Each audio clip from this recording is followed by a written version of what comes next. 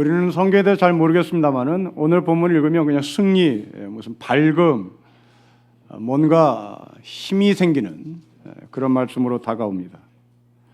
승리의 말씀입니다. 도대체 누가 승리했나? 오늘 성경은 두 종류의 사람을 우리에게 말씀을 하는데요.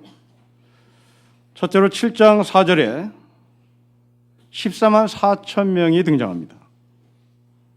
그런데 오늘 본문에는 9절에 능히 셀 수 없는 큰 무리가 등장합니다. 승리한 사람을 7장 전반부에서는 14만 4천으로 표현하고 승리한 이 7장의 말씀 후반부에는 능히 셀 수 없는 큰 무리를 등장시키며 우리에게 메시지를 전달합니다. 자, 첫째로 14만 4천은 우리 모두 예수를 주라고 고백하는 사람들이라고 저는 2주 전에 말씀을 드렸습니다. 이것에 대한 근거는 민수기 1장에 근거합니다. 이스라엘 백성들이 광야로 나와 하나님이 지시하시고 명령하시고 약속하신 땅을 향해서 걸어가는 중에 모세는 인구 조사를 실시하라고 명하죠. 20세 이상의 남자들, 그들을 계수하라고 명합니다. 그 20세 이상의 남자들, 그들은 동서남북으로 포진합니다. 그 동서남북으로 포진하고 한가운데에 여성들, 노인들, 어린아이들, 그리고 20세 이하의 미성년자들을 가운데에 채우고 이들은 동서남북으로 이들을 보호하며 하나님이 약속하신 적과 꿀이 흐르는 가나안 땅에서 전진하는 겁니다. 소위 군대를 말한 것이죠. 사도 요한은 이 광야의 동서남북으로 포진돼 전진하는 20세 이상의 남자들, 그 모습을 변형시켜 맨 앞에 유다 지파, 맨 뒤에 베냐민 지파, 그 사이에 다른 지파들을 세웁니다. 맨 앞에 선 유다 지파, 맨 뒤에 선 베냐민 지파, 그들이 앞과 뒤에 포진하게 된 이유는 하나님의 인치심을 받은 지파였기 때문입니다. 다시 말하면 영적인 실력 있는 자가 맨 앞에 서는 것이고 영적인 실력 있는 자가 맨 뒤에 서서 별 볼 일 없는 신앙생활하는 사람들 보호하고 지키라는 명령이죠. 우리는 이 땅에서 전쟁 같은 인생을 살아갑니다. 이 전쟁 같은 인생에 맨 선두에 서는 사람들, 바로 여러분들은 여러분 가정에서 남편으로, 아버지로 부름받은 남성들이겠죠. 그리고 내 자식을 어두운 세력에 빼앗길까봐 노심초사하며 늘 지키며 뒤에서 보호하는 엄마가 있겠죠. 그 아빠와 엄마 사이에 우리 자녀들은 보호받으며 살아갑니다. 교회도 마찬가지입니다. 맨 뒤에 목사가 서 있고 그리고 일반 성도들을 보호하는 장로님들이 뒤에서 여러분들을 보호합니다. 이것이 유다 지파와 베냐민 지파가 다른 지파들을 보호하는 영적인 메시지요, 바로 우리에게 던지는 하나님의 말씀입니다. 그런데 이상한 점 하나가 발견됩니다. 여러분 8절 말씀에 보시면, 7절 말씀에 보시면 레위 지파가 등장합니다. 우리가 알다시피 레위 지파는 제사장이 탄생되는, 제사장을 배출하는 가문입니다. 그런데 그렇다면 이 제사장을 배출하는 가문이 레위 지파로서 가장 앞에 서야 하는데 이들은 앞에 서지 못하고 중간에 묻어갑니다. 이건 왜 그럴까? 성경을 해석하는 해석학자들은 오늘 이 본문을 기독론적 관점에서 해석합니다. 유다 지파에서 예수 그리스도가 탄생했으니 그 예수 그리스도가 전면에 서야 하는 것을 당연하다라고 해석을 하죠. 네, 맞습니다. 오늘 본문을 기독론의 관점에서 보면 유다 지파가 맨 앞에 서야 하는 것이 맞습니다. 그러나 이것을 기독론의 관점에서 보지 마시고 실존의 관점에서 보면 영적인 실력 있는 자가 맨 앞에 서야 한다는 말입니다. 언제나 목사가 맨 앞에 서는 것이 아니라 목사보다 더 깊은 영적인 실력을 가진 사람이 있다면 바로 그 사람이 앞에 서야 하고 목사는 그 자리를 내놔야 된다는 겁니다. 이것은 실제입니다. 여러분, 성도들보다 목사가 항상 영적인 실력을 갖추고 있다는 보장은 없습니다. 목사보다 성도들이 영적인 실력을 더 깊이 갖고 있는 사람 많습니다. 또한 담임 목사인 저보다 후배 목사들이 더 나은 영성을 갖고 있고 저는 그들보다 별 볼 일 없는 목사일 수 있습니다. 이것은 역사가 증명합니다. 중세 캐톨릭을 보십시오. 로마 교황의 영성을 마틴 루터의 영성을 로마 교황은 따라갈 수가 없었습니다. 마틴 루터는 당시에 별 볼 일 없는 수사였습니다. 유명한 신부도 아니었습니다. 유명한 수사도 아니었습니다. 그냥 별 볼 일 없는 수사 중에 한 사람이었습니다. 그러나 그는 하나님을 사랑하고 하나님에 대한 이 깊이와 넓이와 높이에 대한 묵상이 강했기에 그 사람을 하나님께서는 맨 전면에 내세우셔서 썩어가는 중세 캐톨릭을 개혁시키고 종교 개혁을 일으켰던 것이죠. 당시의 로마 교황은 절대적 권위와 힘과 능력을 갖고 있었으나 그 사람은 영적인 실력에서는 별 볼 일 없었다는 말입니다. 저는 이런 관점에서 우리 성도들 중에 설교하는 저보다 더 뛰어난 영성을 갖고 계신 분이 있음을 저는 인정합니다. 그리고 그분들을 통하여 저는 가끔 영적인 도전을 받습니다. 동시에 저는 목사의 이 자리를 계급으로 권력으로 여러분 앞에 서기보다 정말 하나님을 사랑하고 하나님을 깊이 묵상하는 영적인 실력으로 여러분 앞에 서고 싶습니다. 저에게 주어진 목사라는 명예, 저에게 주어진 이 목사라는 영광, 이것을 들고 거룩한 경쟁을 여러분과 함께 하고 싶습니다.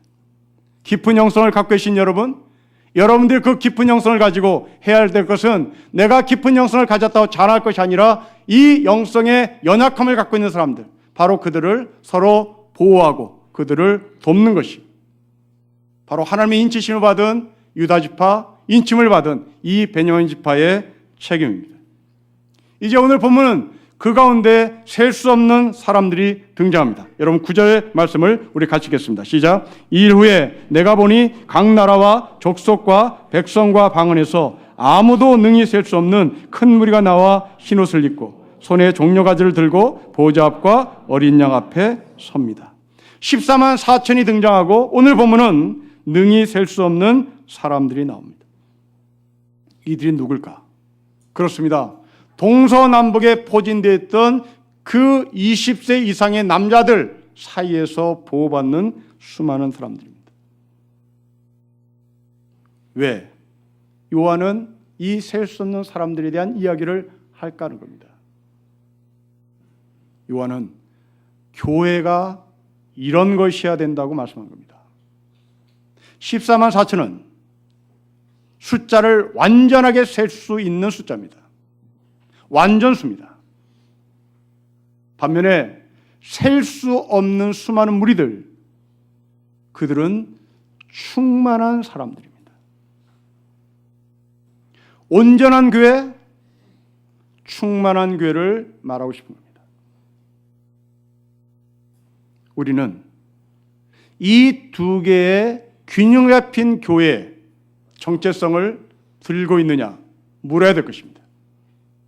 우리는 항상 완전한 교회를 추구하죠. 그 완전한 교회를 추구하는 우리는 자칫 잘못하면 우리와 같이 완전하지 못한 사람을 향해서 손가락질하고 분리를 시킵니다.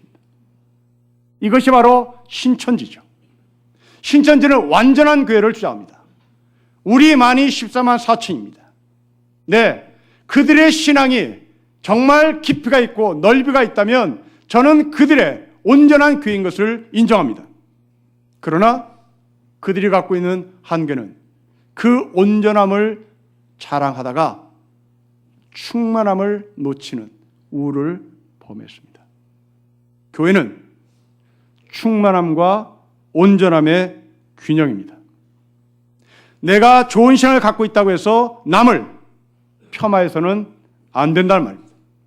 우리만 구원을 받지 않았습니다. 하나님께서 계획하신 충만한 수가 채워질 때까지 하나님은 여전히 일하고 계시고 하나님은 우리를 통하여 선교를 진행하고 계시는 것이죠. 만일 우리가 완전한 교회를 주장한다면 우리는 더 이상 선교할 이유가 없습니다. 우리가 선교하는 이유는 완전한 교회를 지향하는 것을 뛰어넘어서 충만한 교회를, 충만한 하늘의 백성들을, 아버지 하나님께서 계획하신 하늘의 사람들을 찾기 위함입니다. 마치 이것은 정예부대와 일반 부대, 그 일반 부대와 일반 부대 뒤에서 돕는 수많은 사람들이 함께 어우러서 전쟁을 승리로 이끄는 것과 마찬가지입니다. 여러분, 임진왜란을 보십시오. 그 임진왜란에 있었던 행주대첩을 보십시오.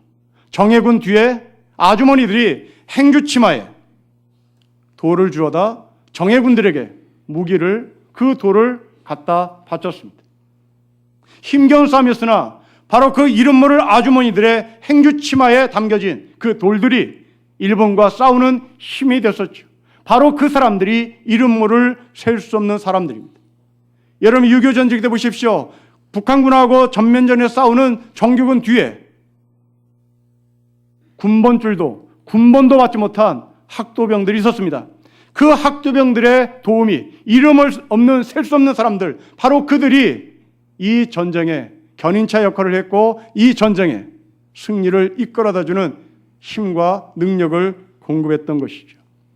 바로 이 이름 모를 사람들, 그들은 일반 부대를 뛰어넘어 별 볼 일 없는 사람들, 눈에 보이지 않는 사람들, 바로 그들이 이 종말의 때에 여전히 영적 전쟁에서 우리에게 큰 도움을 주고 있다는 메시지를 전하는 겁니다.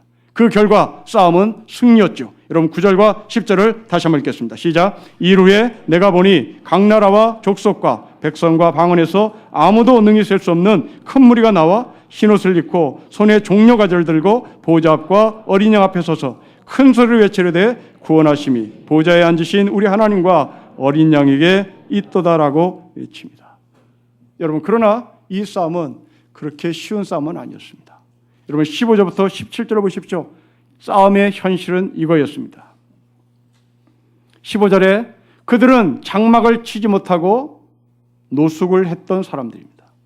16절에 그들은 굶주렸던 적이 있습니다. 목마른 삶이었습니다. 피곤한 삶이었습니다. 17절에 눈물을 뿌리며 살아야 할 전쟁이었습니다. 여러분, 이것이 우리의 현실입니다. 그런데 하나님은 이렇게 장막도 없이 배고픔과 목마름과 추위와 눈물 범벅이었던 이 사람들의 전쟁 속에서 승리로 이끄셨습니다. 그 승리로 이끄신 하나님을 셀 수 없는 사람들이 찬양합니다. 하나님과 어린 양을 찬양하고 그분께 영광을 돌립니다. 여러분, 어려운 전쟁을 이긴 이 12지파들이 전쟁을 승리로 이끈 자신의 공로를 내세우지 않더라는 겁니다. 힘겨운 싸움인 것을 인정하고 그 힘겨운 싸움을 이기게 하신 하나님과 어린 양을 높입니다. 여러분, 교회를 보십시오. 교회는 힘 있는 사람들이 교회를 운영해 나가는 거 아무것도 없습니다. 전문가들이 여기에 있지 않습니다. 그러나 한 가지 목적으로 모인 것은 하나님과 어린 양을 높이고자 하는 사람들이 교회에 모여서 함께 하나님을 찬양하며 우리에게 주어진 사역들을 감당합니다. 목사인 저는 설교의 전문가가 아니라 하나님을 묵상해서 여러분들에게 하나님의 마음들을 전달하는 사람입니다. 만일 제가 전문가라면 저는 차라리 수많은 설교의 데이터베이스를 구축해서 그 중에 가장 멋진 설교 본문을 채택해 여러분들에게 전하면 될 겁니다. 그러나 저는 설교 전문가가 아니라 하나님을 사랑하고 싶은 사람입니다. 하나님을 묵상하고 싶은 사람입니다. 그 하나님과 함께 살고 싶은 마음을 여러분들에게 전달할 뿐입니다. 때로는 이것이 잘 전달되지 않아 굉장히 괴롭죠. 굉장히 고통스럽습니다. 그런데 그럼에도 불구하고 하나님은 우리 모두를 사용하셔서 하나님이 어떤 분인지를 여러분들에게 전달합니다. 제가 정말 거지같이, 정말 별 볼 일 없이, 정말 앞뒤 논리도 맞지 않는 하나님의 말씀을 하나님의 말씀으로 전달했음에도 불구하고 하나님은 여러분들 마음속에 그 하나님의 마음을 알아차리도록 인도하셨고, 그래서 승리를 이끄신 것입니다. 재정을 맡으신 장로님, 여러분들이 보기에는 그냥 설렁설렁 같아도 굉장히 고통스럽습니다. 어떤 주일에는 이 재정이 맞지 않아서 정말 힘겹습니다. 그럴 때 순간 이 장로님은 목사를 찾아가, 목사님 내일 다음 주에 반드시 헌금에 대해서 11조에 대해서 꼭 강조를 하고 헌금을 해달라고 부탁하는 이 부탁의 마음이 이 목까지 차오를 때가 있습니다. 그러나 그 장로님 또 누르고 누르죠. 목사의 의지에서 재정을 넓히고보다 하나님을 다시 찾아야 된다, 하나님을 믿어야 된다, 하나님께 의지해야 된다고 하는 이 신앙의 본질을 갖고 있기에 참고 다음 주를 기다려봅니다. 놀랍게도 목사가 헌금에 대해서 한 번도 24년 동안 헌금에 대한 설교를 하지 않았음에도 불구하고 하나님은 그 다음 주, 아니 그 다음 주 언젠가에 하나님은 하나님과 어린 양으로 말미암아 승리를 하게 하시는 그 고백을 장로님 입에서 하고 있는 것이죠. 우리는 다 그렇게 겨우겨우 힘없으나 별 볼 일 없으나 궁극적인 자리에 가서 고백합니다. 하나님과 어린 양이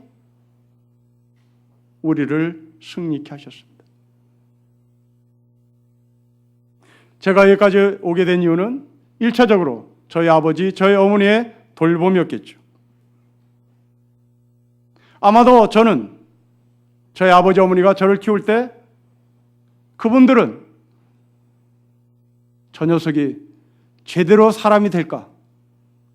저 녀석이 나중에 목사가 된다는데 정말 목사다운 목사가 될까? 저가 사람 될까? 하는 염려와 걱정이 있었겠죠. 아니 그 염려와 걱정을 뛰어넘어서 저는 고등학교 때 선생님한테 들은 이야기입니다. 네가 목사가 된다고? 네가 목사가 되면 동네 개새끼가 목사가 되겠다. 그런 험한 말까지 들었습니다. 이거 저에게 상처였겠죠. 그러나 놀랍게도 하나님은 그 상처를 치유해서 목사가 된 것이 아니라 있는 그대로, 그래 너 같은 성격을 가지고 목사가 된다면 동네 개새끼도 목사가 될 거라는 그 상처를 그냥 안고 하나님은 저를 목사 자리에 갖다 놓으셨습니다. 여러분, 우리는 우리의 삶에 늘 꽃길과 그리고 부드러움과 완전함과 모든 것이 다 갖춰지면 행복한 사람이고 그런 사람이 좋은 인격을 갖고 자랄 것이라고 인정합니다. 네, 현실입니다. 여러분 가정에 좋은 아버지, 어머니 밑에서 자란 자식들 잘 큽니다. 성격도 온유하고 부드럽습니다. 엮이는 가정에 태어난 아이들 성격 모나죠. 그리고 험한 말들 하죠. 아버지의 못된, 그리고 어머니의 핍박, 그리고 아버지의 이 구타, 아버지의 못된 말들을 듣고 자란 아이들은 상처를 받고 큽니다. 그건 현실입니다. 그러나 기억하십시오. 하나님은 그 상처를 치유받고 나한테 오라고 말씀하지 않습니다. 힘을 키워서 오라고 말씀하지 않습니다. 있는 그대로 노약자건 여성이건 어린아이건 힘 있는 청년이건 동서남북에 포진하고 그 가운데 어린아이들, 노약자들을 보호하며 하나님의 나라를 향해서 끌고 가는 것이죠. 하나님은 여러분의 성격을 고쳐서 쓰시는 것이 아닙니다. 하나님은 여러분의 성격을 그대로 인정합니다. 여러분들의 외부의 환경, 여러분들의 현실적인 문제, 그 문제는 문제일 뿐입니다. 그것이 우리를 승리의 역할을 하는데 아무 문제가 되지 않는단 말입니다. 여러분, 요셉을 보십시오. 요셉은 17세 때 애굽에 팔려갔습니다.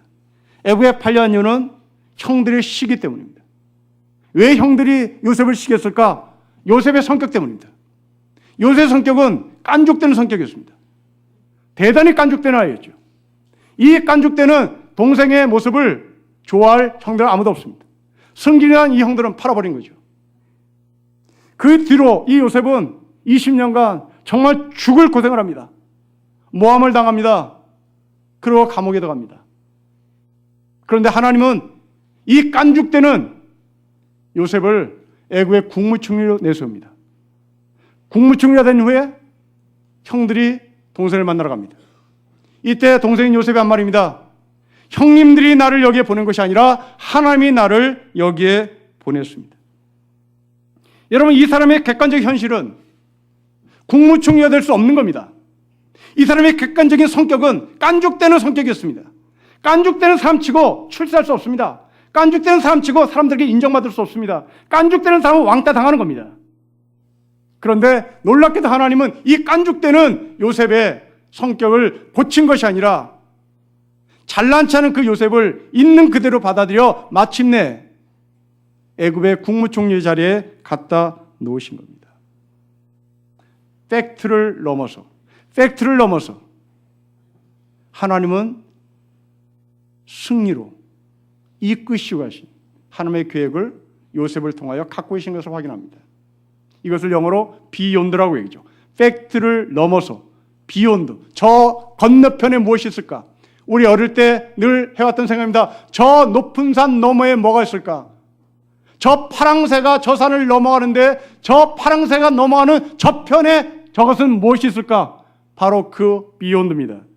우리의 현실을 넘어서 저 파랑새가 넘어가 저 언덕 너머에는 뭐가 있을까라고 우리가 상상했던 그 상상이 우리의 현실로 드러나는데 그 현실을 성경은 승리로 우리에게 보여줍니다. 레미제발에 나오는 장발장을 보십시오. 빵 먹게 훔쳐 감옥에 갔습니다. 장장 19년의 감옥 생활합니다. 감옥에서 나온 이 장발장은 신부집에 가서 하루 신세를 지죠. 그 신부집에 있는 은초대 하나를 훔쳐갖고 도망갑니다. 경찰한테 잡혔습니다. 경찰이 이 사람을 붙잡고 은초대를 들고 신부를 찾아갑니다. 이거 당신 거 맞지요? 신부가 말합니다. 네, 내 거 맞아요. 근데 왜 이 사람이 이거 훔쳐갔습니까? 이 사람을 고발하자라고 얘기하자 신부가 말합니다. 아니요, 이 사람은 훔쳐간 거 아닙니다. 내가 이 사람 은초대 준 겁니다. 그리고 나는 이 사람에게 은쟁반까지 주려고 했는데 은쟁반은 놓고 이 사람이 은초대만 가지고 간 거예요. 여러분, 이게 하나님입니다. 장발장은 분명히 팩트는 도둑놈입니다.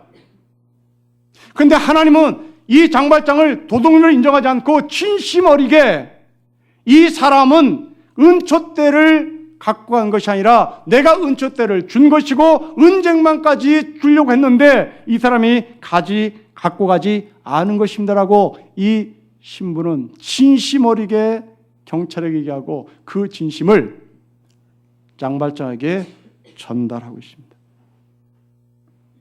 여러분, 이분이 하나님입니다. 여러분들은 죄인입니다. 여러분들은 아내 앞에서 못된 남편입니다. 여러분들은 자식 앞에 정말 못된 아버지 어머니입니다. 여러분들은 아버지 어머니 앞에 정말 배은망덕한 인격을 가진 아들이요 딸입니다. 이건 팩트입니다. 그런데 하나님은 그걸 넘어 죄인을 의인으로 받아들입니다. 죽일 놈을 생명으로 받아들입니다. 은초대를 주려고 했는데, 그리고 은쟁반까지 주려고 했는데, 저 도둑놈이 은쟁반만 가져가고 은초대만 가져가고 은쟁반을 가져가지 않은 참 좋은 도둑이에요. 이게 하나님이 우리를 바라보는 시각입니다. 하나님은 우리를 절대로 죽이고 싶은 마음이 없고 우리를 절대로 실패와 좌절과 절망의 자리에 가는 것을 원치 아니하시고 하나님은 우리를 승리의 자리에 가기를 소망하고 그 자리에 갖다 놓으시는 겁니다. 우리가 실패한 것은 맞습니다. 그러나 나는 너를 실패한 사람이라고 말하고 싶지 않다. 너가 바람꾼인 아버지를 만난 것은 사실이다. 그러나 나는 너가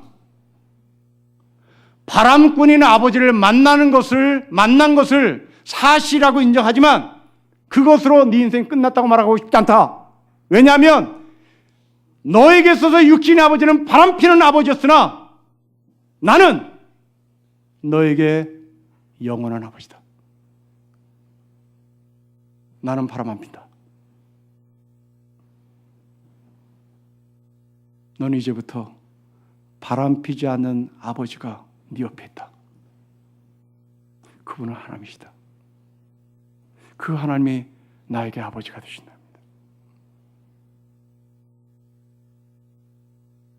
어머니를 평생 소갈에게 만든 아버지가 지긋지긋하더라도 그것을 부정하는 것이 아니라 그것을 뛰어넘어 하나님의 진심, 우리는 그 진심을 알아차릴 때 우리도 진심으로 그 하나님을 아버지라고 고백하며 오늘 본문에 나온 것처럼 아멘이라고 고백할 수 있는 것입니다. 현실은 전쟁입니다. 힘 있는 사람은 이길 수 있고 힘 없는 사람은 지는 것은 당연한 겁니다. 이것은 사실입니다. 그러나 오늘 본문이 말씀하시는 하나님의 말씀은 그 전쟁을 넘어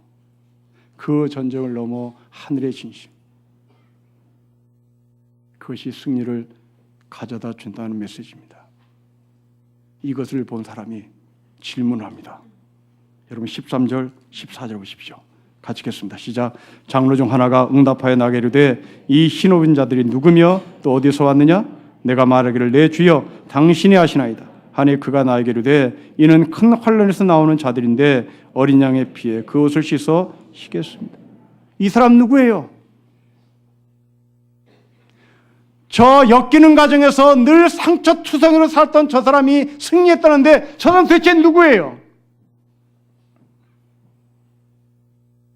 남편한테 구타당하고 짓밟히고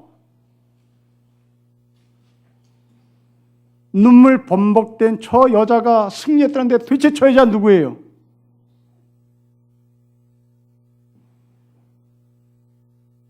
엄마가 주무시는 그 옆에 술 취해가지고 우리 아버지는 다른 외간 여자 데리고 와서 나란히 잠을 자는 그 고통의 삶을 살았던 저 사람이 이겼다는데 도대체 저 사람 누구예요? 이게 장로의 질문입니다. 저 사람이 어떻게? 저 사람이 어떻게 승리했어요? 저 사람은 자살해야 되잖아요. 저 사람은 외간 여자를 끌고 엄마 옆에서 잠을 자는 남편을 죽이든지 아니면 자기가 스스로 목숨을 끊든지 인생 쪽나야 했는데 어떻게 저 사람이 승리했어요? 도대체 저 사람이 누구예요? 여러분 이게 이 장로의 질문입니다. 그러자 답을 합니다. 14절 보십시오. 그 사람은 큰 환난에서 나온 사람입니다. 환난을 뚫고 나온 사람입니다.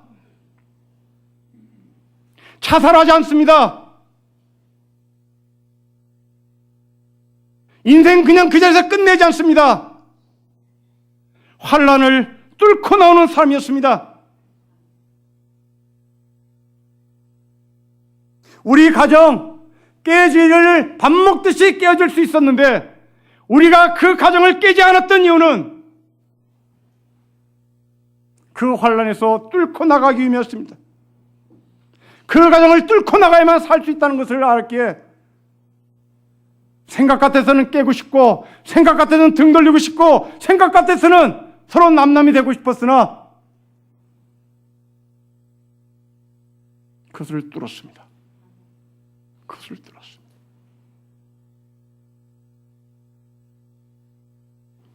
여러분, 삶은 뚫는 겁니다.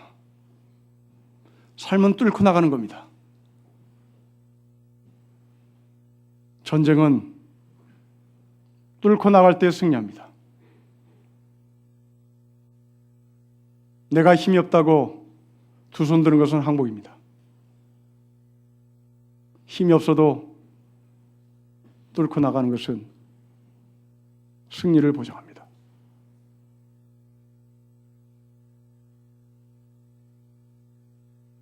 가정을 깨지 않고 여기까지 오신 여러분, 정말 고생하셨습니다.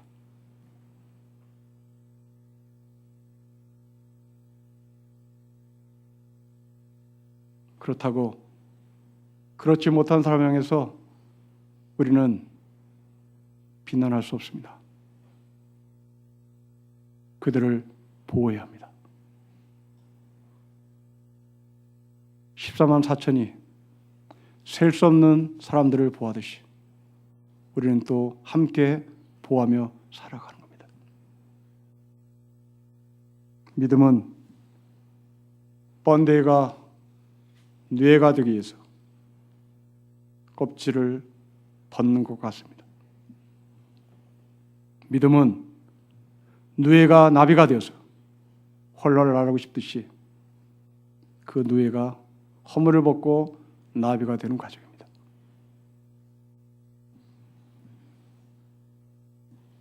신앙은 관념이 아니라 실제입니다.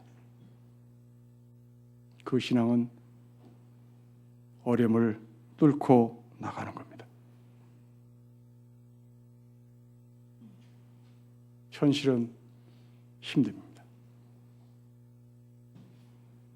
성경은 그것을 인정합니다. 15절부터 17절 말씀을 다시 보십시오.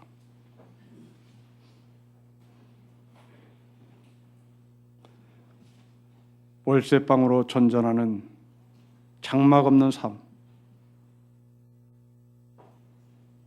월급을 받아오지 못해 밥을 먹지 못하는 현실,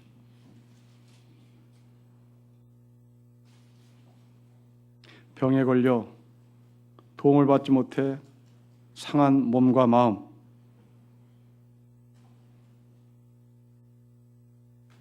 내가 이렇게 살아야 되나 깊은 회한의 눈물로 밤을 지새우는 삶, 이것이 우리의 현실입니다. 그러나 하나님은 이 환난을 뚫고 나가는 여러분에게 말씀하십니다. 장막을 쳐준다. 굶주림을 해결한다. 목마름을 해결한다. 눈물로 밤을 지새운 그 눈을 닦아주시겠다.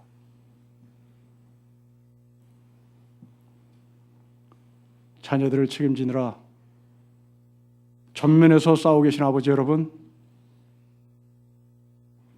행여나 내 자식 누가 납치해 갈까 봐 교문으로 들어가는 아이를 먼 발치에서 바라봐야 하는 어머니 여러분,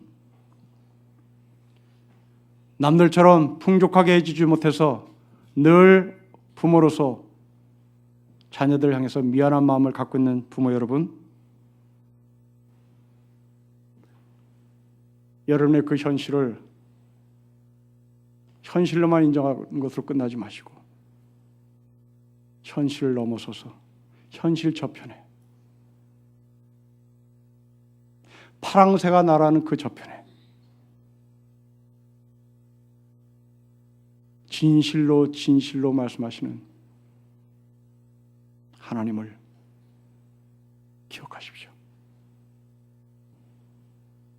진실로 진실로라고 말씀하신 하나님의 말씀을 우리도 진심으로 받아들여 아멘을 하면 되는 겁니다. 성경에 말하는 종말은 우리에게 겁을 주는 것이 아니라 이렇게 궁극적 승리를 얻는다는 진정한 위로입니다. 여전히 환난 가운데 여러분이 맴돌고 있다면 오늘 본문을 꼭 기억하십시오. 환난을 뚫고 맴돌고 있는 자리에서 길이요 진리요 생명이요 양의 문이라고 말씀하시는 그 예수의 문을 찾아 환난을 뚫고 하늘의 진정한 위로를 받는 우리 모두가 되시기를 주 이름으로 축복합니다. 기도하겠습니다. 하나님 아버지, 집 없는 사람들, 배고픈 사람들, 목마른 사람들, 상처 입은 사람들, 그리고 밤을 새워 눈물을 흘려야 되는 사람들, 아버지 이들의 현실을 현실로 인정하고 그 현실을 뛰어넘는 하나님의 진심이, 하나님의 진실이, 하나님의 계획하심이, 하나님의 충만한 수까지 이르도록 셀 수 없는 자를 찾으시는 그 하나님의 마음이 우리에게도 약속된 것을 믿으며 말씀을 통하여 위로받사오니 아버지 함께하여 주십시오. 주 예수 그리스도의 이름으로 기도합니다. 아멘.